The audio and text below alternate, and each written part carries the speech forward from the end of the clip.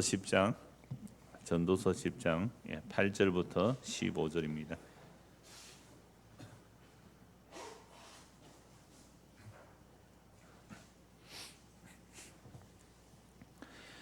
전도서 10장 8절에서 15절까지 함께 봉독하겠습니다. 함정을 파는 자는 거기에 빠질 것이요 담을 흐는 자는 뱀에게 물리리라. 돌들을 떠내는 자는 그로 말미암아 상할 것이요 나무들을 쪼개는 자는 그로 말미암아 위험을 당하리라. 철 연장이 무뎌졌는데도 나를 갈지 아니하면 힘이 더 드느니라. 오직 지혜는 성공하기에 유익하니라. 주술을 베풀기 전에 뱀에게 물렸으면 술객은 소용이 없느니라. 지혜자의 입의 말들은 은혜로우나 우매자의 입술들은 자기를 삼키나니 그의 입의 말들의 시작은 우매요 그의 입의 결말들은 심히 미친 것이니라. 우매한 자는 말을 많이 하거니와 사람은 장래일을 알지 못하나니 나중에 일어날 일을 누가 그에게 알리리요. 우매한 자들의 수고는 자신을 피곤하게 할 뿐이니라. 그들은 성읍에 들어갈 줄도 알지 못함이니라. 아멘. 전도서는 사실 한 절 한 절이 어떤 주제가 있으면 그 한 절이 한 편의 설교를 해야 될 정도입니다. 오늘 본문이 상당히 많습니다만 간단하게 한 절씩 보도록 하겠습니다. 8절입니다. 함정을 파는 자는 거기에 빠질 것이요 담을 흐는 자는 뱀에게 물리리라. 이건 우리 속담도 있지요. 자기 꾀에 자기가 넘어간다 이런 말도 있고, 남을 해치려고 어떤 함정을 딱 파놨는데 그 함정에 자기가 빠진다는 거죠. 자, 그래서 이 함정을 파는 자는 왜 팔까요? 다른 사람을 함정에 빠뜨려서 자기가 어떤 이익을 챙기려고 함정을 파는 거죠. 자, 그러면 그런 사람들은 자기가 판 함정에 자기가 빠지는 일이 늘 일어납니까? 잘 안 일어납니까? 이 세상에서 남을 해치기 위해서 함정을 파는 사람이 많은데, 그들이 자기가 판 함정에 자기가 늘 빠져 들어가면 다른 사람을 해치려고 함정을 파겠습니까? 안 파겠습니까? 안 파지요. 그런데 이 세상은 어떻게 된 셈인지 분명히 성경이 이렇게 말씀하잖아요.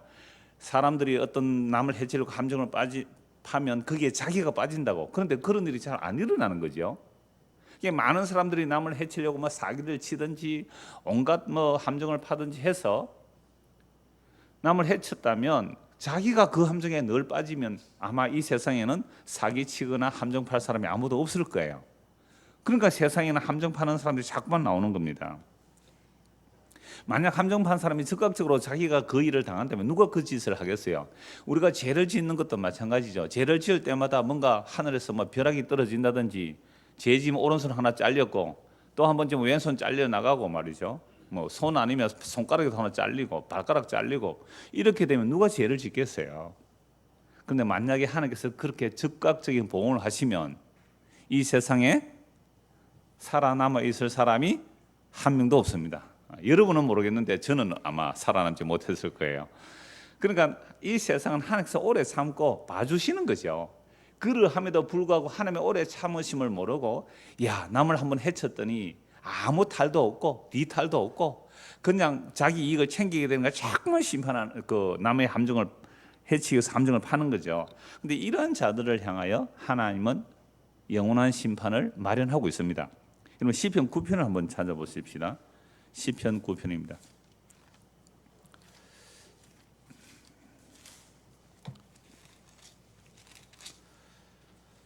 다윗의 시편으로 되어 있는데요. 15절 보십시오. 시편 9편 15절입니다. 이방 나라들은 자기가 판 웅덩이에 빠짐이여 자기가 숨긴 그물에 자기 발이 걸렸도다. 여호와께서 자기를 알게 하사 심판을 행하셨으며 악인은 자기가 손으로 행한 일에 스스로 얽혔도다. 그러니까 이방 나라들, 하나님이 없는 자들을 이방 나라로 보면 됩니다. 하나님이 없기 때문에 눈에 보이지 않는 하나님, 그들을 믿지 않는 자들이 이방인이죠. 그러면 이런 자들은 자기가 파는 웅덩이에 빠진다 이 말씀하고 있죠. 자기가 숨긴 그물에, 다른 사람을 잡으려고 숨긴 그물에 자기 발이 걸려야 되잖아요. 근데 세상은 늘 이렇게 안 돌아가니까 사기꾼들이, 거짓말쟁이들이 이렇게 많이 나오는 거죠. 그래서 여호와께서 자기를 알게 하사 심판을 행하셨으며 악인은 자기가 손으로 행한 일에 스스로 얽혀 들어가는 겁니다. 자, 그런데 세상에 심판이 적극적으로 안 일어나니까 사람들은 계속해서 오늘날도 온갖 뉴스들은 그런 걸로 도배를 합니다. 자, 이걸 다윗은 어떻게 찬송하느냐라고 하면 이렇게 찬송하죠. 9장 1절부터 한번 보십시오. 내가 전심으로 여호와께 감사하오며 주의 모든 귀한 일들을 전하리이다. 내가 주를 기뻐하고 즐거워하며 지존하신 주의 이름을 찬송하리니 내 원수들이 물러갈 때에 주 앞에서 넘어져 망함이니이다. 주께서 나의 의와 송사를 변호하셨으며 보호자에 앉아서 의롭게 심판하셨나이다. 여호와 하나님께서 어떻게 심판하신다고요? 보호자에 앉으셔서 세상을 심판하시는 거예요.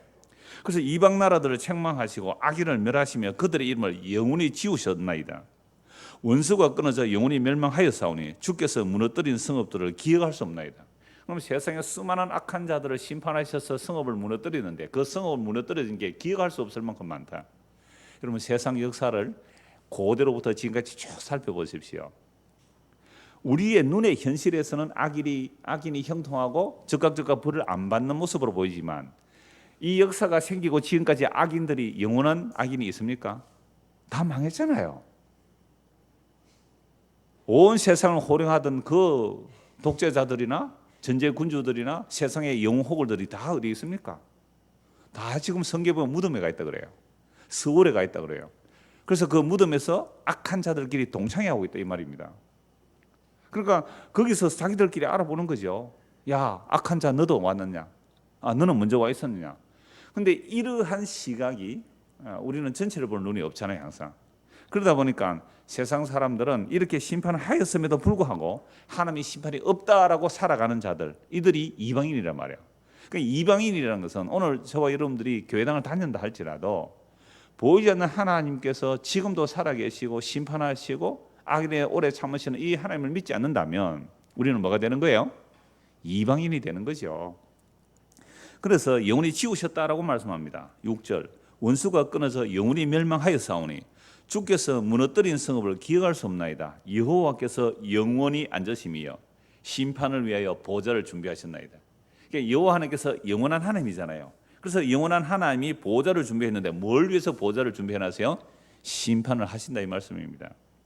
공의로 세계를 심판하시며 정직으로 만민에게 판결을 내리시로다.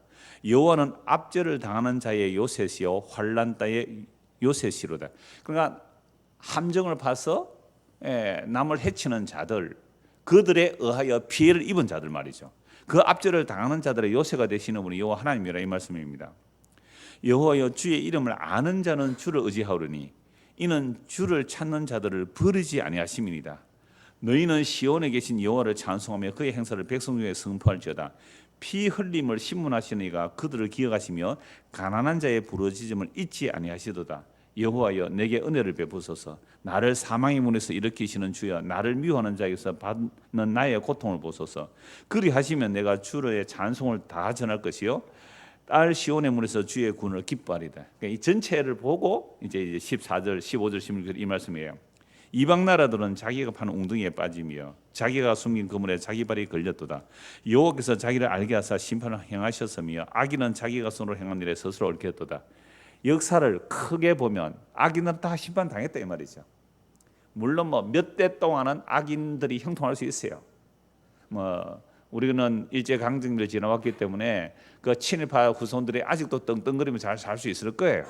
그러나 그게 얼마나 갈까요? 그게 수천 년을 가겠습니까? 세상은 하나님께서 살아서 심판하시지만 즉각 심판을 안 하시니까 사람들이 죄 짓는 일에 담대해졌습니다. 죄 짓는 일에 담대해져서 하나님 없다고 살아가는 자들, 하나님께서는 지금 영원히 그 심판의 보좌를 마련하고 계세요. 이미 심판에 오셨고요. 영원한 심판의 보좌를 마련했습니다. 그래서 17절 보십시오. 악인들이 서울로 돌아가며 하나님을 잊어버린 모든 이방 나라들이 그리하리로다. 하나님을 잊어버린 자, 하나님 보이지 않잖아요. 보이지 않는 하나님의 계심을 정말로 믿는다면, 예수 믿는다고 교회 다니는 우리가 정말로 하나님이 살아계심을 믿는다면 함정 파서 남을 해치겠어요? 그러니까 함정을 파고 남을 해치는 자는 하나님을 안 믿는 자죠. 이게 이방 나라라 그러지 않습니까? 이들이 들어갈 곳이 서울입니다. 궁핍한 자가 항상 잊어버림을 당하지 아니함이며 가난한 자들이 영원히 실망하지 아니하리로다. 세상은 궁핍한 자, 가난한 자 잊어버립니다. 그냥 무시당합니다. 그러나 하나님이 그들의 편이 되어 주시는 거죠. 정말 놀라운 나라가 하나님 나라입니다. 여호와여 일어나사 인생으로 승리를 얻지 못하게 하시며 이방 나라들이 주 앞에서 심판을 받게 하소서. 그럼 이방 나라들이 누군지 쭉 드러났지요? 하나님의 살아계심을 믿지 않고 자기 악을 그냥 시행하는데 그들이 계속해서 승리하지 못하도록 해주십시오. 이게 다윗의 시편이잖아요. 여호와여 그들을 두렵게 하시며 이방 나라들이 자기는 뭐요? 인생일 뿐인 줄 알게 하소서. 인생이 하나님의 심판을 즉각 안 하니까 이 간이 커져가지고 죄 짓는 일에 담대해서 하나님이 없다라고 살아가는 게 이방인입니다. 오늘 저와 여러분들 교회 다닌다고 예수 믿는 사람이 아니라 정말 예수님이 주와 그리스도가 되셔서 온 세상을 이미 심판하셨고 하나님의 그 발등상 하나님 보좌 우편에서 그 발 아래 밟았다는 것이 믿어지지 않는다면 우리는 예수님을 주로 믿는 거 아니에요. 여전히 서울에 들어갈 악인의 모습과 다를 바가 없다 이 말씀입니다. 자, 오늘 다시 본문을 봅니다. 10장 8절. 함정을 파는 자는 거기 빠집니다. 지금 당장 안 보여도 하나님이 이미 심판하셨고 또 앞으로 심판하실 겁니다. 영원히 심판하실 거예요. 그러니까 함정 파지 말라 이 말이잖아요. 그런데 정말로 하나님 앞에서 살아가는 사람이 남을 해치려고 함정을 팔 수는 없는 거예요. 왜? 하나님이 두려움. 하나님의 심판을 안다면 어떻게 그렇게 할 수 있을까요? 그 다음에요. 후반부. 담을 허는 자는 뱀에게 물리라. 담에 뱀이 잘 있습니다. 저도 시골에 살아서 담에 보면 뱀이 잘 다니더라고요. 그러면 담을 허는 자는 뱀에 물린다. 그러면 왜 담을 헐까요? 자기 담 헐겠어요? 나무 담 헐겠어요? 자기 담을 헐 리가 없죠. 헐어진 담을 세워야 되잖아요. 담을 헌다는 것은 남의 담을 허는 건데요. 그래서 공동번역 이렇게 번역하는데 남의 돌담을 헐다가는 뱀에게 물린다. 남의 돌담을 헐다가는 뱀에게 물린다. 여러분 왜 남의 담을 헐까요? 지금 함정을 파는 사람이나 남의 담을 허는 자는 같은 맥락이에요. 남의 담을 헌다는 말은 자기 땅의 경계를 확장시키는 거죠. 주거지에 확장시켜서 남의 경계 허는 거죠. 농가 밭을 구분해놓은 그 경계를 흘러서 옮기면 안 된다고 신명기 27장 17절에서 말씀하고 있습니다. 이스라엘 백성들은 약속의 땅에 들어간 것은 자기들이 독립운동에서 들어간 게 아니잖아요. 하나님께서 아브라함과 이삭과 야곱에 약속하신 대로 출애굽시키시고 어린 양의 피로 구속하신 자들을 광야를 거쳐 약속의 땅에 들어놓습니다. 그리고 여호수아가 앞에 가서 전쟁하는데 여호수아보다 누가 먼저 앞장서서 싸우십니까? 여호와의 군대 장관이 싸웠기 때문에 여호수아가 싸워서 이겨서 얻은 게 아니에요.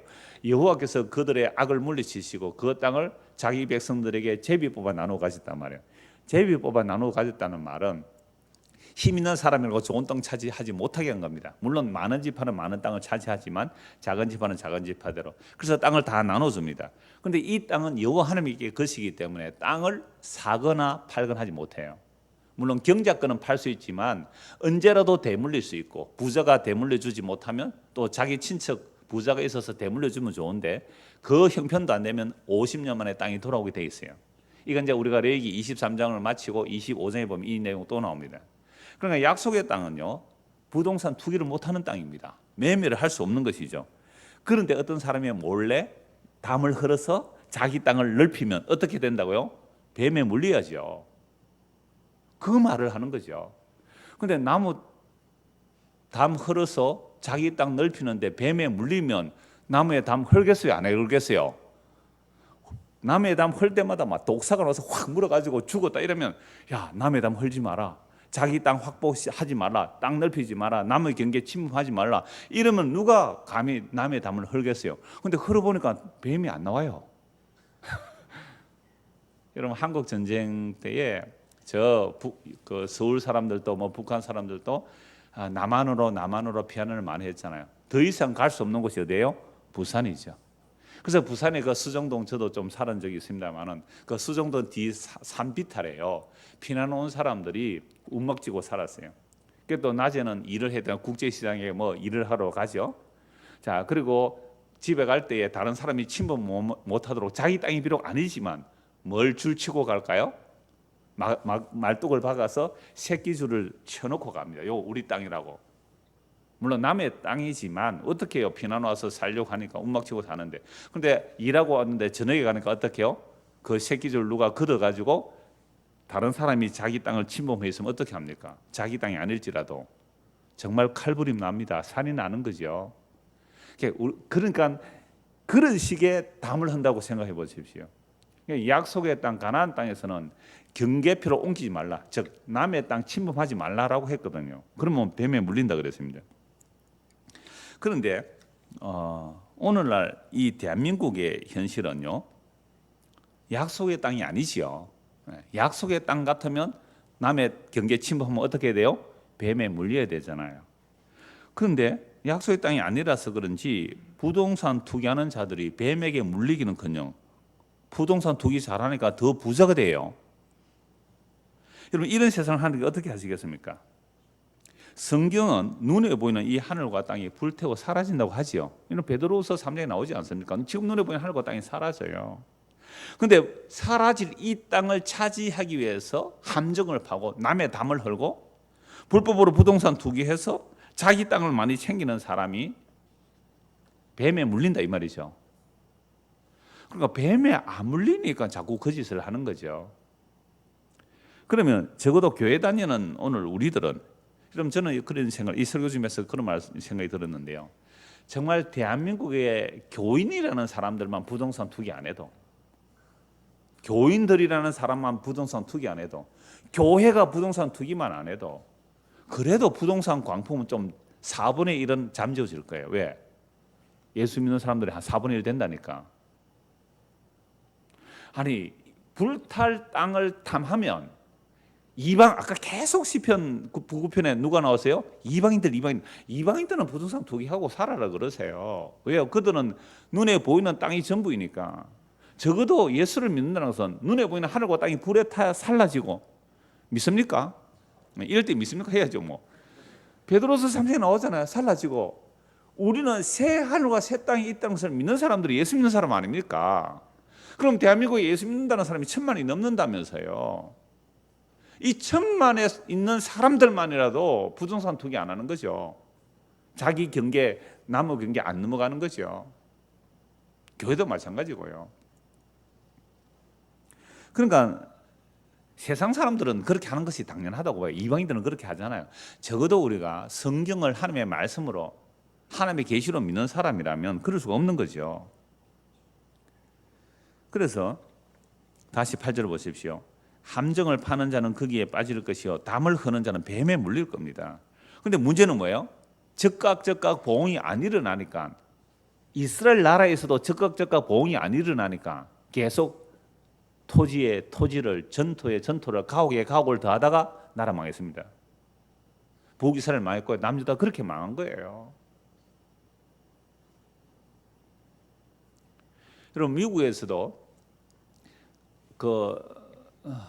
몇 년 전에 모기지라는 알죠? 예, 그것 때문에 굉장한 어려움이 왔잖아요. 끊임없이 부동산 가격을 상승시켜가지고 엄청난 어려움을, 그것 때문에 한국에도 엄청난 피해를 입었단 말이에요. 본문 9절을 보십시오. 돌들을 떠내는 자는 그로 말미암아 상할 것이요 나무들을 쪼개는 자는 그로 말미암아 위험을 당하리라. 그럼 돌을 떠낸다는 말 젊은 사람들은 잘 모를 거예요. 시골에 산 사람들은. 시골에서 돌 캐는 것을 좀 본 사람들, 채석장에 가면요, 돌이 결이 있어요.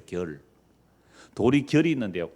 그러니까 밭이나 또는 집에 어떤 돌을 깨낼 때 돌에 결이 있는데요. 그 결에 정을 대고 때리면 쭉 하고 나가거든요. 돌을 떠낼 때는 굉장히 나무 돌 결을 보고 이제 이렇게 때리면 이제 돌이 쫙쫙 쪼개지는 거죠. 그러면 뭐 구들장을 만들기도 하고, 그 돌을 가지고 자기 삶의 필요를 따라 돌을 깨어서 만들죠.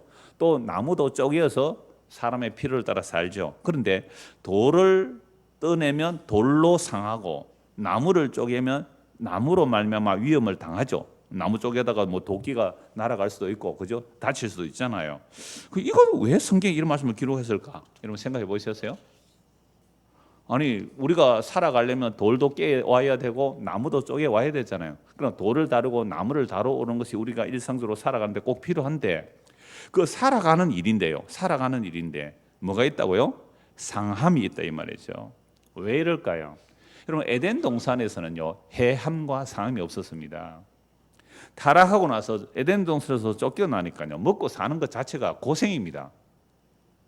그래서 사는 것 자체, 돌을 떠내는 채석장에서 일을 해서 살아야 되잖아요. 그럼 목수는 나무 쪽에서 살아가야 되지 않습니까? 우리는 농사 지으면서 살아가야 되죠. 그런데 아벨의 피를 흘린, 에덴에서 쫓겨나고 나서 땅이 저주를 받죠. 아벨의 피를 흘린 땅이 뭐가 나와요? 가시와 은근기가 나오니까 땅이 산물을 제대로 못 내요.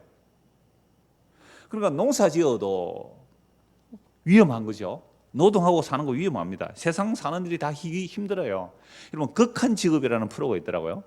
극한 직업만 극한 직업이 아니고 가장 안전하다는 것도 다 힘들어요. 사는 게 힘들어요. 그래서 단지 돌들을 떠내는 자, 나무 쪼개는 자 위험하다라는 것은 우리가 이 땅에서 살아가는 것 자체가 힘이 드는 거죠. 그럼 이렇게 힘든 세상에 어떻게 하면 좀 수월하게 잘 살 수 있을까요? 지혜가 있으면 되는 겁니다. 10절 보십시오. 철 연장이 무뎌졌는데도 나를 갈지 아니면 힘이 더 드느니라. 오직 지혜는 성공하기에 유익하니라. 여러분, 그 도끼를 가지고 나무를 쪼개거나 낫으로 물 베거나 또는 칼로 물을 자르거나 톱을 가지고 뭘 썰거나 하네, 항상 날을 세워야 합니다. 여러분, 날이 세워지지 않으면 그건요 정말 힘들어요. 저는 시골에서 자라서 톱질, 낫질 이런 거 조금 합니다. 그래서 이제 군에 갔더니, 군에 가면 풀 작업을 하잖아요. 세상에 낫을 주는데 이 낫이 아니라 그냥 쇠뭉텅이에요. 풀을 베는 게 아니라 풀을 뜯어야 돼요, 낫이. 그러니까 그 낫을 갈아야 돼요. 제가 어려서 아버지 일하는 거 보면요, 일을 하시고는 쉴 때는 항상 그냥 쉬는 게 아니에요. 나무를 자르다가 쉴 때는 꼭 세 줄을 가지고 그 톱날을 세우는 거예요, 톱날을. 그리고 낫을 갈아요. 그러면요 일이 훨씬 수월하죠. 자, 그래서 힘든 세상 속에서 지혜롭게 하면 성공한다, 이렇게 말이 나오잖아요. 그래서 10절, 철 연장이 무뎌졌는데도 나를 갈지 않으면 힘이 더 드느니라. 오직 지혜는 성공하기에 유익하니라. 제가 청년 때요, 교회들마다 얼마나 성공이라는 얘기를 많이 했는지 몰라요. 그러니까 교회들마다 예수 믿어서 성공하자, 성공해서 하나님께 영광 돌리자, 이런 이야기 많이 안 들었습니까? 한 3, 40년 전에 아마 성공주의가 한국 교회에 붐을 일으켰어요. 그러니까 얼마나 많이 교회 가면 예수 믿고 성공하라는 얘기를 많이 들었는지. 그래서 저는 교회에서 왜 예수 믿고 성공하라, 성공해서 하나님께 영광 돌리라, 세상에 성공이 하나님께 영광이 되는 것이 아닌데, 그때도 좀 알았어요, 제가 성경을. 그래서 성경을 찾아봤어요. 성공이라는 단어가 몇 번 나오는지. 지금은 컴퓨터가 있어서 성경에 성공 치면 쫙 나와요. 그 다음에 히브리어, 헬라까지 있어서 그게 원어로도 쫙 검색이 다 되고, 하여튼 성경 공부하기 좋은 시대입니다. 근데 성경 공부하기 좋은 컴퓨터가 있지만 그걸 가지고 게임하거나 만화 보는데 시간을 더 많이 뺏기죠. 가십거리 보는데 더 시간을 많이 뺏깁니다만, 그러니까 인간은 환경이 좋아진다고 말씀을 연구하는 거 아닙니다. 제가 청년 때 이거 찾아보기 위해서 뭘 샀냐면 성구사전을 샀습니다. 책 이만큼 두꺼워요, 성구사전이라고. 그게 뭐냐면 성경에 단어가 나오면 그 단어에 대해서 창세부터 요한계시록까지 다 찾아서 기록해놓은 사전이에요. 그때는 컴퓨터가 없었으니까 그 다시 도서 나오고 그냥 명령어 쳐야 되는 그런 시대니까. 그 책을 사서 성공이라는 단어를 찾아봤죠. 딱 한 번 나옵니다, 오늘 이 본문에. 그러니까 성경에 이 10절, 철 연장을 무뎌졌는데도 나를 갈지 않으면 힘이 더 드느니라. 오직 지혜는 성공하기에 유익하니라. 성공이라는 단어 요거 한 번 나오는데 왜 그렇게 성공 얘기하는지. 그리고 이건 그냥 세상 살 때 좀 지혜롭게 살면 수월하다, 일하는 좀 수월하다는 그 얘기잖아요. 그러면 여기서 한 걸음 더 나가게 됩니다. 세상 살아가는데 날을 갈면 일하는 데 수월하다. 그러니까 날 간다는 것이 뭐예요? 지혜거든요. 지혜롭게 하면 일을 하는데 좀 더 성과가 있다. 여기에 다른 번역은 성공이라고 표현도 안 해요. 어떻게요? 성과가 있다라고 얘기하거든요. 자, 그러면 성경이 그 말을 하려고 이거 기록했을까요? 여러분, 톱질 하는데 톱날을 잘 갈면 나무 잘 잘린다, 이 말 하려고 성경 이거 기록했을까요?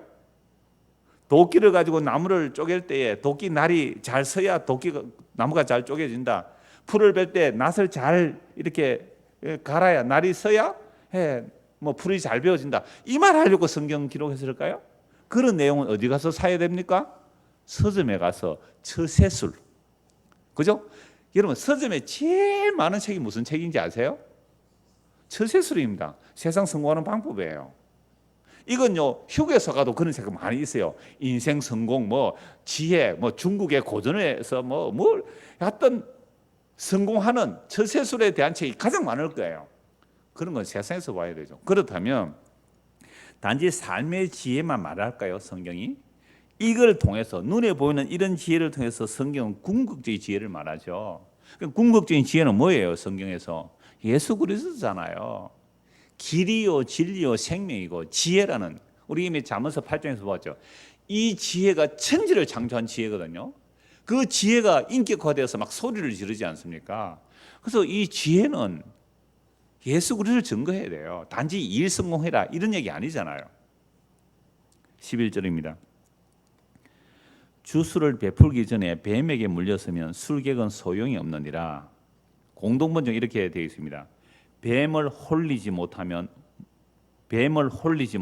즉 주술을 걸어서 뱀을 어떻게 정신 못 차리게 하지 못하고 물린다면 땅꾼이라도 별 수가 없다. 이런 땅꾼이 뭐 하는 사람이에요? 뱀 잡는 사람이잖아요.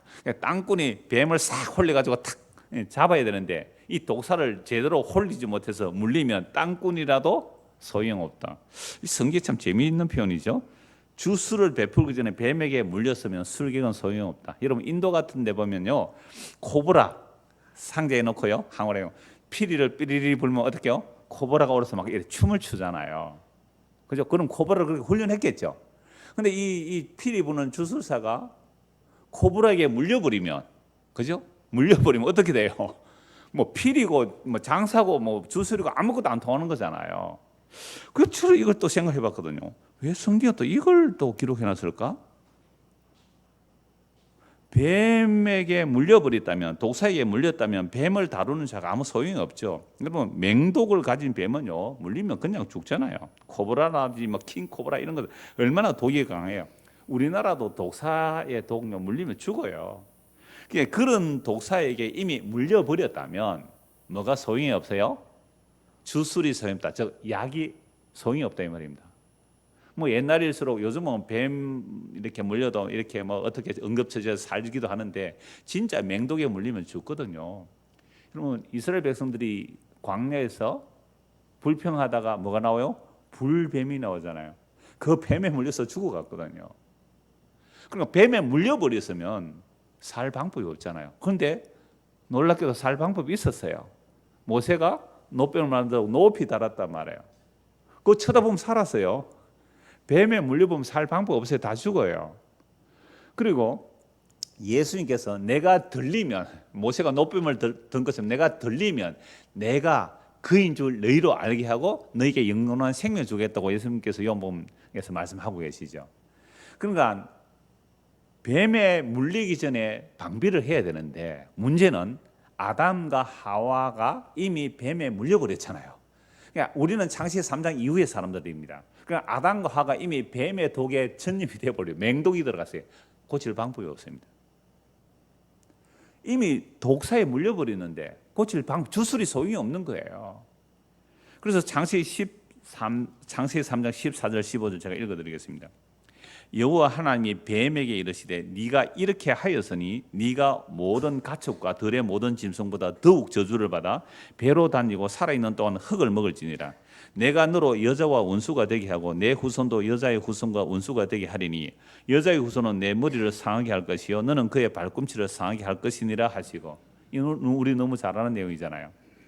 근데 아담과 하와를 뱀이 유혹하죠. 뱀이 가장 지혜로운 동물이라고 그러잖아요. 뱀이 유혹을 했을 때 그 선악을 따먹었습니다. 선악과 따먹은 게 뱀에 물린 거나 마찬가지잖아요. 그럼 선악을 따먹고 나니까 어떤 정세가 나옵니까? 하나님만이 선악을 판단해야 하는 그 일을 인간이 하는 거죠. 피조물이 선악을 판단하는 겁니다. 그러니까 요거 한 가지 제가 설교 시간에 아마 수백 번도 말씀을 드렸을 텐데 우리가 인간을 이해하는 것, 즉 나를 이해하고 사람을 이해할 때에 이 선악과만 제대로 이해하면 그 이해가 돼요. 그러니까 선악과를 따먹을 때 유혹이 뭐였어요? 너 이거 따먹으면 너도 하나님처럼 된다. 하나님과 사람 사이의 피조물의 경계가 그 선악과 하나잖아. 하나의 검령이에요. 그러니까 선악을 따먹고 나서니까 그때부터 정세, 뱀에 물린 정세가 나오는데 선악의 판단을 누구 중심으로 해요? 내 중심으로 하는 겁니다. 하나님만이 선악을 판단해야 되는데 하나님이 선하다면 선이고 하나님이 악하다면 악이에요. 그런데 우리가 선악을 따먹고 나니까 내가 하나님이 되어버리죠. 이 하나님은 가짜 하나님입니다. 하나님도 내가 판단해요. 나에게 잘해주는 하나님은 좋은 하나님, 나를 힘들고 어렵게 해주는 하나님은 나쁜 하나님. 그러니까 이건 우리의 모든 삶에 적용해 보십시오. 언제나 선악을 누구 중심으로 판단합니까? 날 중심으로 판단해요. 여러분, 어떤 목사가 좋은 목사예요? 여러분들에게 잘해주는, 여러분들의 길을 가려운 길을 이렇게 긁어주는, 여러분 가려면 긁어주는, 위로하고 치유하고 상담해주고 토닥토닥 해주고 격려해주고 복 빌어주고. 그러면 목사는 어떤 교인들이 좋을까요? 그러니까 우리는 성경과 상관없이, 그죠? 성경과 상관없이 자기를 중심으로 선악을 판단하고 살아가요. 이거 하나만 제대로 알아도 뭐 해결은 할 수가 없지만, 저 인간이 왜 저러는지, 요 인간이 왜 이러는지 뭐는 알 수 있어요? 원인은 알 수 있는 거죠. 치료는 불가능합니다. 안 돼요. 치료 우리가 할 수 없어요. 뱀에 물려버리는데 주술이 소용이 없잖아요. 그러니까 주술을 베풀기 전에 뱀에게 물렸으면 술객은 소용이 없는 거예요. 이미 아담과 하와가 뱀에 물려버렸기 때문에 그 이상 다른 치료 방법이 없는 겁니다. 그런데 놀랍게도 복음이 선포되어 있어요. 어떤 복음이 선포됩니까? 여자의 후손이 뱀의 후손의 머리를 상하리라. 그러니까 여자의 후손이 뱀의 머리를 상하리라. 그런데 공격은 누가 먼저 합니까? 뱀이 먼저 해요. 뱀의 후손이 먼저 공격해요. 그래서 뱀의 후손이 여자의 후손의 발꿈치를 상해요. 그게 십자가 사건입니다. 종교와 정치가 연합하여 예수를 죽이잖아요. 그런데 그 십자가에 죽으신 그 예수님이 그 죽으시는 순간에 누구의 머리를 박살내버리는 겁니까? 뱀의 머리를, 사탄의 머리를 박살내버린 거예요. 그러므로 예수님만이 뱀에 물린 우리를 치료할 수 있고 해독할 수 있는 유일한 처방입니다. 다른 처방이 없단 말이에요. 그래서 예수께서 뱀에 물려 있어서 죽으신 거죠. 그런데 그 죽으심이 사탄을 잡는 일인 줄 사탄이 어떻게 알았을까요? 그래서 우리가 이미 뱀에 물려 죽어 있는 우리를 끌어안으시고 우리를 살려내시는 일은 예수님이 죽으시는 일. 그래서 뱀을 머리를 상하게 하는 그 사탄의 머리를 깨어버리고 십자가로 승리하셔서 우리를 구속하여 내는 이 일 외에는 다른 방법이 없습니다. 그러니까 어떤 해독도 없어요. 선악과 따먹은 우리 인간이 스스로 벗어날 다른 방법이 없어요. 그래서 우리는 선악과 따먹기 때문에 반드시 누구를 죽여야 됩니까? 예수를 죽이는 자로 드러나야 돼요. 이번 월요일 지금 듣고 계시겠지만 광주에서 모임을 했는데요. 그 전남대 교수로 은퇴하신 분이에요. 이분은 그 자연대 교수이기 때문에 뭐 과학 이런 데 아주 실험하고 잘 아시는 분이에요. 이분이 선악과를 생각할 때에 늘 자유의지로 생각하고 있었다 그래요. 50년 동안 자유의지를 가지고 이제 고민을 하셨다 그러는데요. 제가 광주 모임하면서 이 얘기를 했거든요. 제가 설교에서 한두 번 얘기를 했습니다. 이 어떤 웹툰 만화인데요. 곰하고 토끼하고 서로 얘기하는 거예요. 통나무 위에 앉아서. 이게 곰이 약간 각색은 될 수 있어요. 그러나 내용은 이러합니다. 곰이 토끼에게 물었어요. 토끼야, 예수님이 얼마나 우리를 사랑하셔? 이렇게 질문하면서 만약에 토끼 너 하나만 있어도 토끼 한 마리 해야 되죠. 토끼는 한 마리, 인격으로 하면 사람이죠. 너 한 마리만 있어도 예수님이 널 위해 오셨을까라고 얘기를 하죠. 그러니까 토끼가 그럼 예수님 얼마나 사랑이 많으신데 나 하나만 있어도 예수님 오셨을 거야 라고 얘기를 한 거예요. 그런데 곰이 뭐라고 한지 아세요?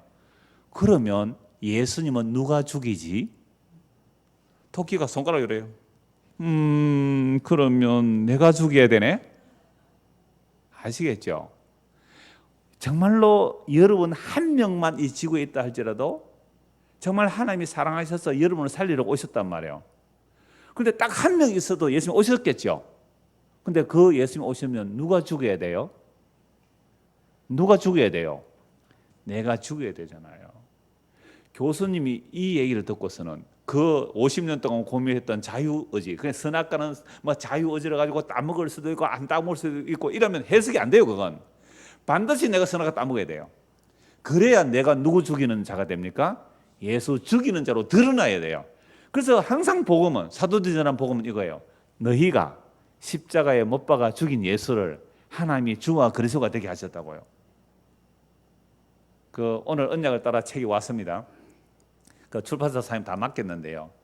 그러니까 그 녹취한 부분이 그 뒤에 요 책 소개를 하잖아요. 거기에 일본 강의에 몇 구절을 녹취를 해놨어요. 그래 우리가 예수 죽인 자입니다라고 오늘 그 말씀을 인용해놨더라고요.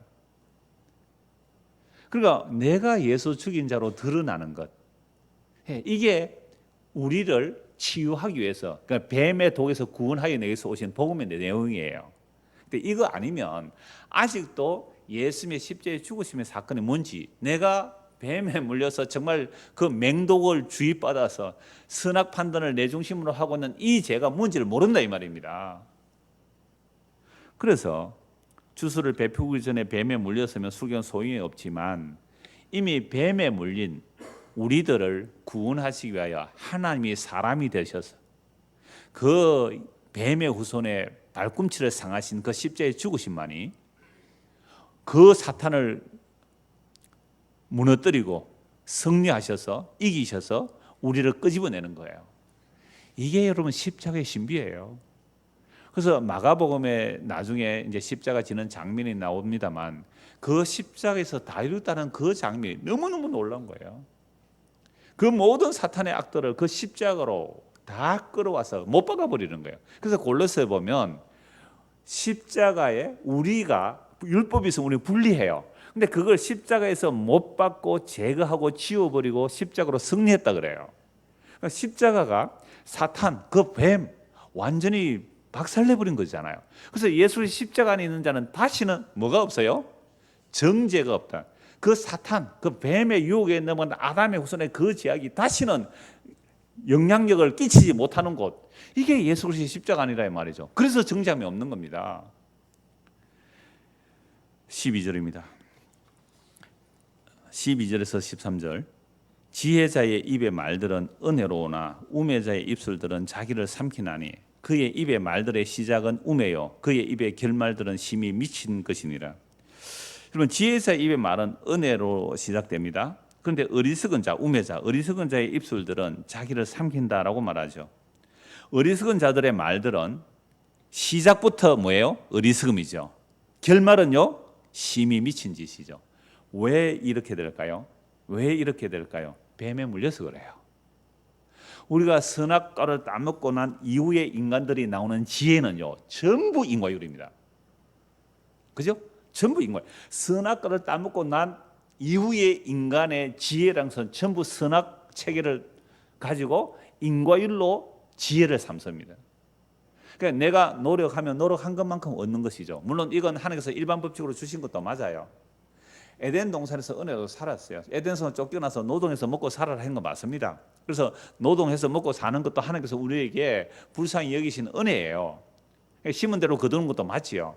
그러나 영원한 생명에 관한 한 이 선악과 지혜로는 결코 이해할 수도 없고 그걸 받아들일 수 없어요. 그래서 지혜자의 말은 은혜를 전하나 어리석은 자, 즉 선악과를 따먹은 상태로 말하는 지혜는 어리석음으로 시작해서 결국은 심히 미친 짓으로 결론 나는 거예요.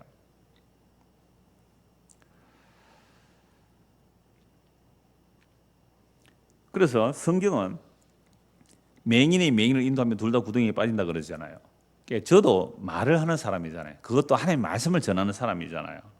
그래서 굉장히 제가 조심을 합니다. 왜 조심을 하는가 하면요, 보세요.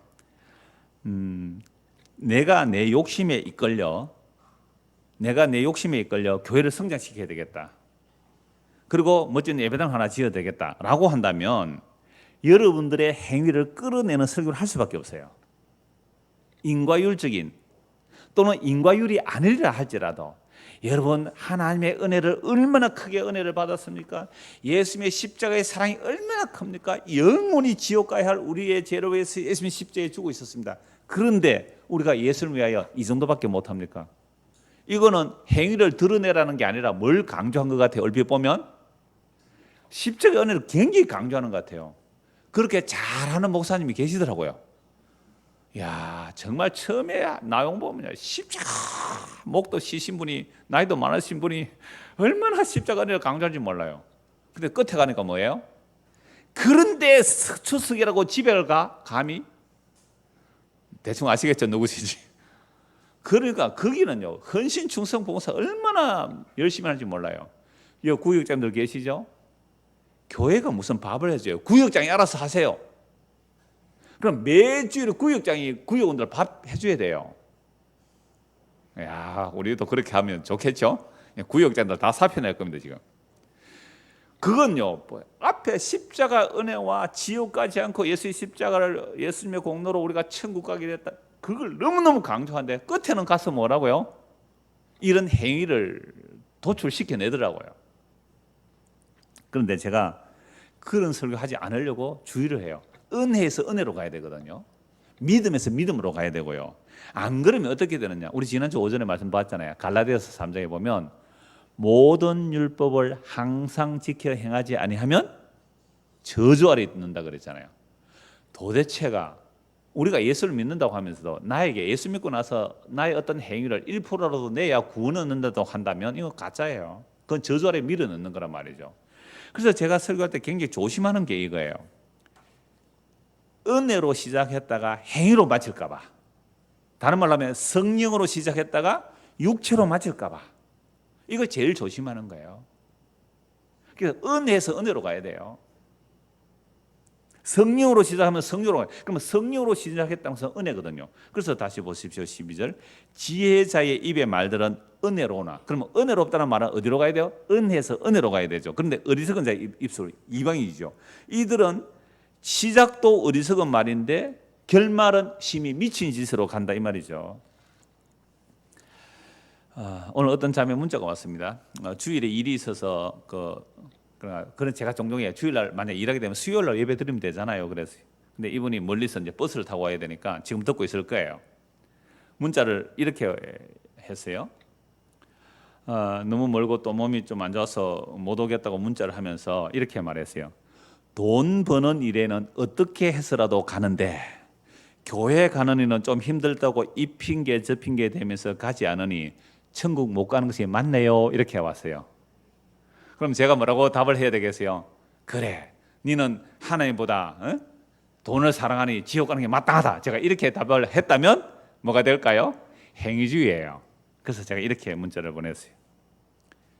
그러므로 천국은 일한 것이 없이 믿음으로 가는 나라죠. 그러니까 답이 왔어요. 왜 예수님이어야 하는지 이제 조금 알겠습니다. 왜 예수님이어야 하는지. 그래서 은혜에서 은혜로 가야지 성령으로 시작하면 은혜를 증거하거든요. 은혜의 성령이에요. 그런데 성령으로 시작했다 육체로 마쳤다는 것은 또 다른 자기의 행위로 결론을 내리면 이건요, 둘 다 정말 저주 아래 밀어넣는 거죠. 심각한 겁니다. 지난주에 제가 아는 두 분이 오셨어요. 그럼 왜 그러느냐라고 하니까 제가 그 교회 목사님도 알고 해서 설교를 몇 편 들어봤거든요. 온 이유를 알겠더라고요. 그냥 설교 잘 하세요. 문제는 잘 하시는데 꼭 끝에 가서 뭐가 나옵니까? 적용거리가 나오는 거예요. 적용거리. 적용거리를 주는 순간 그건 법이 되는 겁니다. 그러니까 제가 설교하고 나면 그 사람은 반쪽 설교만 했다 이랬다 그러더라고요. 왜? 적용을 안 하니까. 그러면 적용을 주는 순간 법이 되는 겁니다. 그래서 적용하지 말고 정말 성령의 인도가 있다면 각자의 삶에서 각자 다르게 나오는 거예요. 어떻게 그게 획일적일 수가 있어요. 그래서 그건 주님께 맡겨야 됩니다. 그래서 은혜의 성령께, 그래서 주님과 은혜의 말씀께 부탁하노라. 바울이 에베소 교회 장로들하고 헤어질 때 그 말하고 가는 거거든요. 자, 14절 15절입니다. 우매한 자, 어리석은 자죠. 어리석은 자는 말을 많이 하거니와, 아이고 저도 오늘 말을 많이 했네요. 오늘 좀 빨리 마치겠습니다. 우매한 자는 말을 많이 하거니와 사람은 장래 일을 알지 못하나니 나중에 일어날 일을 누가 그에게 알리리요. 우매한 자들의 수고는 자신을 피곤하게 할 뿐이라 그들은 성읍에 들어갈 줄도 알지 못합니다. 자, 어리석은 자들은 말을 많이 합니다. 근데 아무리 말을 많이 해도, 여러분 말을 많이 한다는 것은 뭔가 아는 게 많겠죠. 여러분 세상에 과학자들도 많고 여러분 미래학자들도 있어요. 미래학자들 대단해요. 그들은요 과학도 보고 그 다음에 어떤 문화도 보고 그러니까 사람의 어떤 뭐 속성들도 보고 그래서 미래는 이렇게 될 거다 예측하는 미래학자들이 많거든요. 근데 그 미래학자들이 장래 일을 말해도 그 미래학자의 말대로 안 됩니다. 그 장래 일 누가 알겠어요? 그 다음에 나중의 일, 그 죽고 난 일 알겠어요 미래학자라도? 그래서 어리석은 자들은 자기가 똑똑하다고 말을 하지만 뭘 몰라요? 장래 일을 알지 못해요. 나중에 일어날 일을 알지 못한다 이 말입니다. 그래서 어리석은 자들이 수고를 되게 하는데 미래를 예측해야 되고 내년에 어떻게 해야 되고 뭐 어떻게 하고 하여튼 이런 수고를 많이 하지만 결국은 자신을 피곤하게 할 뿐이다. 세상에 수고는 피곤하게 할 뿐이에요. 여러분 피곤해도 직장 갑니까 안 갑니까? 피곤하다고 직장 안 가면 월급 줍니까? 저도 오늘 피곤하더라고요. 오후에 설교하러 가지 말까? 월급 안 줄까 싶어서 왔습니다. 피곤해도 해야 되잖아요. 그러니까 우리의 수고는 피곤하게 할 뿐이에요. 근데 아무리 수고를 해서 애를 써도 뭐에 못 들어가요? 성읍에 들어갈 줄도 알지 못한대요. 성읍에 들어갈 줄도 못. 그러면 이 성읍은 또 아니 사람이 자기 집 못 찾아가는 사람이 어디 있겠어요? 여러분 오늘 마치고 다 헤어질 거 아니에요? 그러면 장로 갈 사람 장로, 지내 갈 사람 지내, 뭐 다 자기 말에 다 들어가요. 못 들어가는 사람 없잖아요. 근데 오늘 뭐라고 말해요? 우매한 자들의 수고를 얼마나 수고했는지 몰라요. 정말 피곤하지만 그렇게 피곤한 수고를 했지만 자기 성읍에 못 들어간대요. 공동번역은 이렇습니다. 사람이 어리석으면 말이 많아진다. 사람은 한치 앞을 모른다. 죽고 나면 무슨 일이 있을지 알려줄 사람이 없다. 사람이 어리석으면 지 동네도 못 찾아가고 허둥대다 지쳐 쓰러진다. 어리석은 사람의 말을 많다는 것은 정말 세상의 어떤 내용들을 많이 알겠죠. 그래서 이렇게 하는 것이 대한민국의 살 길입니다. 이렇게 하는 것이 우리 가정의 살 길입니다. 이렇게 하는 것이 우리 교회의 앞으로 부흥하고 번성할 길입니다. 온갖 말들이 많습니다. 자, 그래서 열심히 애를 쓰고 노력하겠죠. 그런데 그런 수고들은 결국 있는 것을 만들어내는 겁니다. 그게 결국 멸망할 것들이죠. 그래서 그런 수고는 자신을 피곤하게 할 뿐입니다. 전혀 영원한 생명을 주지 못합니다. 그러므로 스스로 계시는 영원한 하나님께서 우리에게 계시하신 것이 성경입니다. 여러분 눈에 보이는 이 모든 것들은 보이는 것에서 나왔습니까? 보이지 않는 것에서 나왔습니까? 히브리서 나오죠? 눈에 보이는 이 모든 것들은 보이는 것에서 나온 것이 아니에요. 보이지 않는 것에서 나와요. 이런 보이는 것에서 나왔다고 하는 자들이 유물론자들입니다. 보이지 않는 것을 인정하지 않잖아요. 그러니까 공산주의가 위험한 게 그거예요. 하나님을 안 믿어요. 그러니까 보이는 것은 보이지 않는 것에서 나왔다. 그럼 보이지 않는 그분만이 영원한 하나님이신데 보이지 않는 그분이 우리에게 뭘 주셨어요? 계시를 주셨죠. 성경이 계시잖아요. 그러면 성경을 가지고 보이지 않는 하나님을 증거해야 되잖아요. 그런데 이 성경을 가지고 보이는 세상에 성공하라고요? 그 하나님의 계시를 엉터리로 하는 거죠. 보이는 세상, 눈에 보이는 것은 결국 눈에 보이는 이 하늘과 땅이 불태워 사라진다고 성경이 말씀하고 있잖아요. 그럼 우리는 성경을 통하여 보이는 세상의 것을 추구하는 것이 아니라 보이지 않는 하나님이 약속하신 그 영원한 새하늘과 새 땅, 그 영광의 나라, 세상에서는 가장 미련하고 어리석어 보이는 그 십자가, 세상이 볼 때는 가장 미련하고 어리석은 그리끼는 십자가 속에 있는 보이지 않는 하나님의 영광을 보지 못하면 성경 엉터리를 본 거죠. 그럼 교회 다니도 아직도 이방인이죠. 예수를 모른다 이 말입니다. 그래서 사람들은요 성경 말씀에 관심 가지는 게 아닙니다. 온갖 세상의 지혜, 정치, 연예가 이야기, 스포츠 이야기 그런 것들에 함몰되어 가죠. 그러니까 말은 많지만 다 어리석은 내용들이라서 사람을 피곤하게 할 뿐입니다. 피곤할 뿐만 아니라 죽고 나면 어떻게 되는지 알려주지 못합니다. 죽고 나면 어떻게 되는지 정치가 알려줘요? 경제가 알려줘요? 세상의 문학이 알려줍니까? 인문학이 알려줍니까? 철학이 알려줍니까? 그래서 너무너무 피곤하게 알기 위해서 이것저것 돌아다니다가 결국 자기 성읍도 찾아가지 못하고 지쳐 쓰러지는 거죠. 사람이 자기 성읍을 찾아가지 못하고 허둥대다가 결국은 지쳐 쓰러지는 것이 바로 어리석은 지혜입니다. 어리석은 자들의 지혜. 그래서 오늘 설교지 우매한 자들의 수고, 우매한 자들의 그 수고는요, 아무리 수고해도 뭘 못 찾아가요? 자기 성읍에 들어가지 못하고 지쳐 쓰러져 죽어가는 거잖아요. 이게 이방인들의 모습 아닙니까? 자, 이런 세상에서 예수님은 자신이 길이며 진리며 생명이라고 합니다. 그런데 길이며 진리며 생명 하시는 분이 다 이뤘다고 하시는 자리가 십자가입니다. 표적을 많이 체험한 유대인들이 보기에는 정말 거리끼는 것이고요, 율법에 나무에 달려 죽은 자는 저주받아 죽은 죽음 아닙니까? 이 저주가 우리를 대신한 죽음인데도 불구하고 사람들은 그걸 안 믿었어요. 이방인들이 보면 로마를 반역하다가 처형당한 어리석은 십자가입니다. 그러므로 세상의 지혜로는 감히 상상도 못하는 것, 듣지도 못하는 것, 그게 십자가 보험이에요.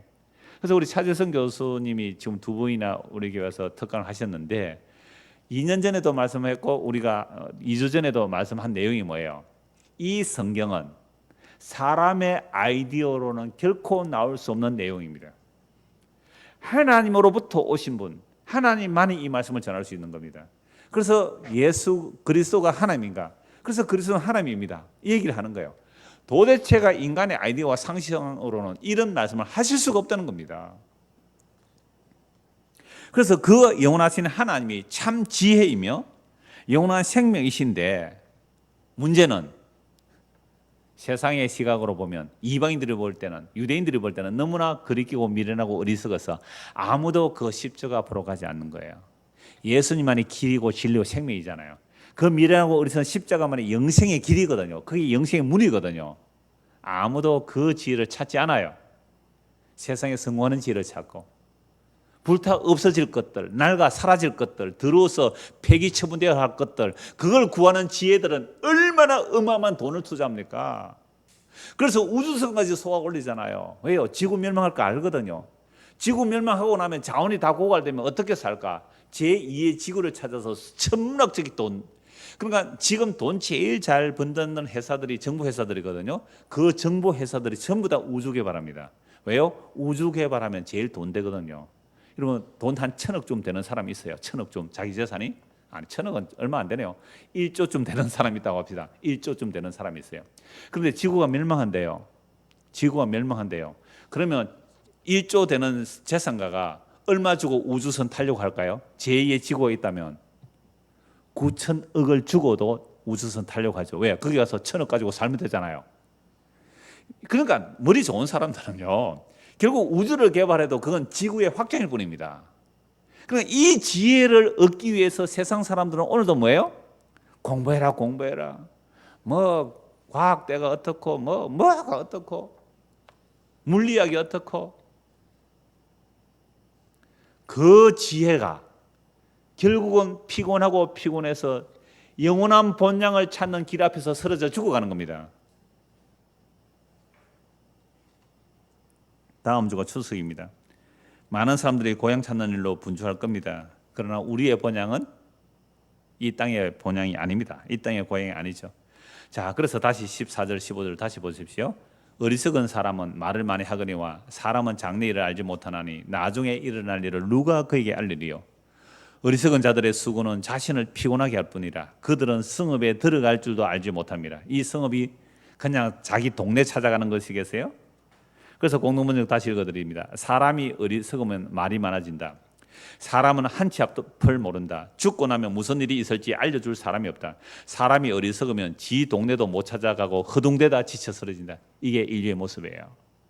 영원한 생명, 그 영원한 영광의 나라가 눈앞에 있는데 이게 너무 어리석고 미련하니까 다른 지혜 찾다가 쓰러져서 그 십자가를 통한 영원한 동네, 영원한 본향에 들어가지도 못하고 쓰러져 죽어가는 게 오늘 이 시대에 똑똑하다는, 이 시대에 지혜롭다는 인간들의 실상입니다. 성경 두 국 보고 말씀 마무리하겠습니다. 히브리서 11장입니다. 히브리서 11장. 모든 믿음의 선진들이 어떻게 살았는지를 봅시다.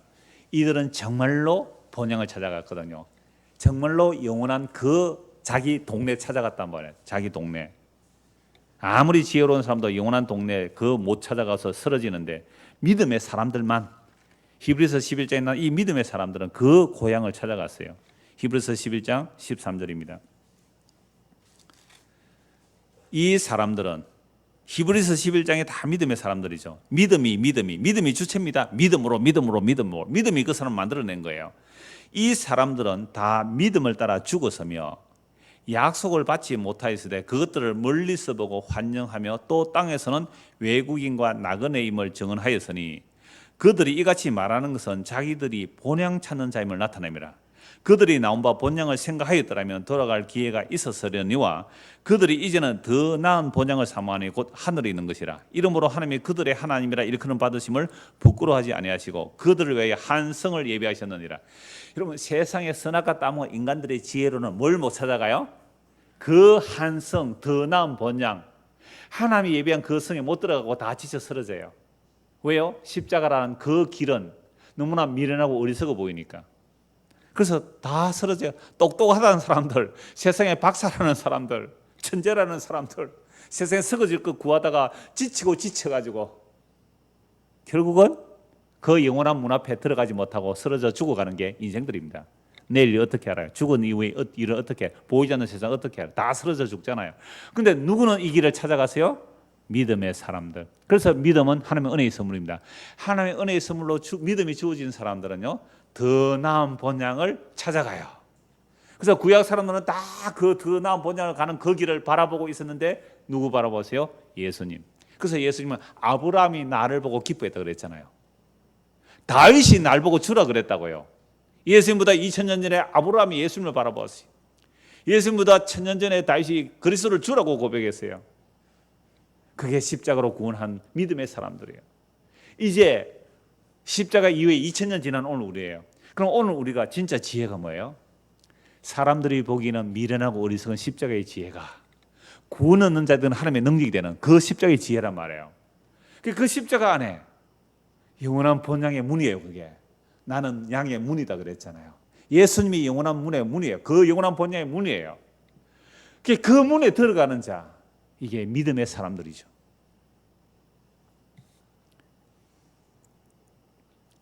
(12장입니다) 히브리서 12장 22절. 히브리서 12장 22절. 그러나 너희가 이런 곳은, 자, 구약 사람들이 그리스도의 십자가에서 이제 그 영원한 장자들의 총에 들어갔죠. 이건 주일 오전에 말씀드렸죠. 주일 오후에 말씀드렸죠. 자, 우리는 시내산에 들어간 게 아니에요. 두렵고 떨리는 시내산이 아닙니다. 너희가 이런 곳은 시온산과 살아계신 하나님의 도서인 어디예요? 하늘의 예루살렘이래요. 하늘의 예루살렘, 땅이 아닙니다. 천만 천사와 하늘에 기록된 장자들의 모임과 교회와 만민의 심판자이신 하나님과 및 온전하게 된 의인의 영들과 새 언약의 중보자이신 예수와 및 아벨의 피보다 더 나은 것을 말하는 뿌린 피니라. 그러면 이 영원한 영광의 나라에, 그 하늘의 예루살렘, 그 나라에는 무엇으로만 들어갈 수 있습니까? 예수 그리스도의 피로만 들어가잖아요. 그걸 십자가 그래요. 그러면 우리가 십자가를 바라보고 그게 영원한 생명이신 예수님을 알고 믿었다면 우리는 뭘 찾은 거예요? 길을 찾은 거예요. 헛된 수고 아니에요. 헛된 수고가 아니에요. 지금까지 저와 여러분들이 오늘 이 시간까지 어떤 수고를 했다 할지라도, 때로는 세상의 헛된 영혼에서 수고하다가 실패하고 낭패를 당했다 할지라도, 오늘 이 시간 우리가 이 말씀을 통해 예수님의 십자가를 통해 영원한 그 영광의 나라를 보고 믿었다면 우리는 뭘 찾은 거예요? 길을 찾은 거예요. 이게 헛된 수고가 아니에요. 이게 헛된 수고가 아니에요. 그래서 우리가 예수 그리스도를 믿으면 이전 것은 지나가시니 보라 새 것이 되었다 그랬거든요. 예수 그리스도 안에는 이 새로운 것들, 하나님의 은혜, 하나님의 용서, 긍휼, 자비, 사랑, 이런 것들을 지금 우리가 받고 있잖아요. 그러니까 이런 것들만 새하늘과 새 땅에서 영원히 남겨져요. 근데 이 역사 속에서 우리가 몸으로 살아낸 제약된 것들 있잖아요. 수치스러운 것, 부끄러운 것, 시기, 경쟁, 질투, 그 몸에서 나오는 그 모든 것들은요, 이 역사 속에서 사라져야 돼요. 그리고 새하늘과 새 땅은 그리스도 안에서 새로운 것들만 남겨져요. 그래서 천국 가면요, 남 미워했던 거 다 잊어져요. 그래서 이사야 65장 17절에 보면요, 내가 새하늘과 새 땅을 창조하노니 이전 것은 기억나거나 생각나지 아니하리라. 새로운 나라, 새하늘과 새 땅은 새로운 피조물 된 그리스도 안에서 새로운 것들만 남겨지잖아요. 그러니까 이 역사 속에서 주님의 은혜를 많이 받으면 많이 받을수록 그것 자체가 이 역사 속에서 하나님으로부터 받는 뭐예요? 상이다 이 말입니다. 그래서 12시간 일하는 사람은 그 상을 더 많이 받는 거예요. 1시간 일하는 사람은 이 역사 속에서 1시간밖에 못 누리고 가는 거 아닙니까? 그 영원한 영광을, 그 영원한 용서와 긍휼과 자비를 1시간밖에 못 본 거예요. 그래서 1시간 일하는 사람이 12시간 일해서 천국 상이 갔다는 말이 그거예요.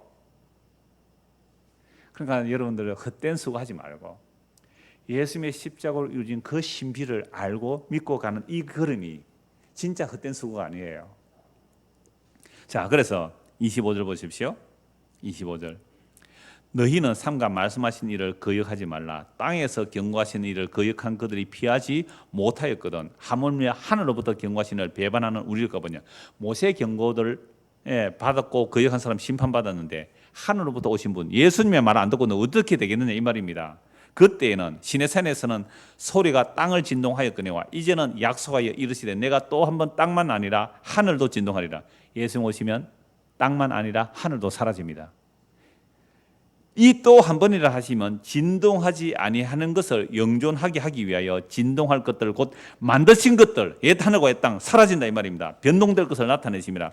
그러므로 우리가 흔들리지 않는 나라 예수 그리스도의 피로 만드신 그 나라 그 영원한 영광의 나라 아버지의 나라 그 아들의 나라를 받았기 때문에 뭘 하자고요? 은혜를 받죠. 이로 말미암아 경건함과 두려움으로 하나님을 기쁘시게 섬길지니 우리 하나님은 소멸하는 불이시라. 오늘 저와 여러분들이 참된 지혜가 세상의 지혜가 아니라는 거죠. 세상의 지혜라는 세상이 볼 때는 보암직하고 먹음직하고 아름다워 보일지라도 그건 결국 뭘 못 찾아요? 영원한 본향을 찾지 못해서 길에서 쓰러져 죽어갈 거예요. 그러나 예수님의 십자가로 나타난 그 지혜가 우리에게 임하게 되면 그래서 예수님 십자가에 죽으시고 부활 성천하셔서 우리에게 성령을 부어주시면 우리의 눈에 비늘 같은 게 벗겨져요.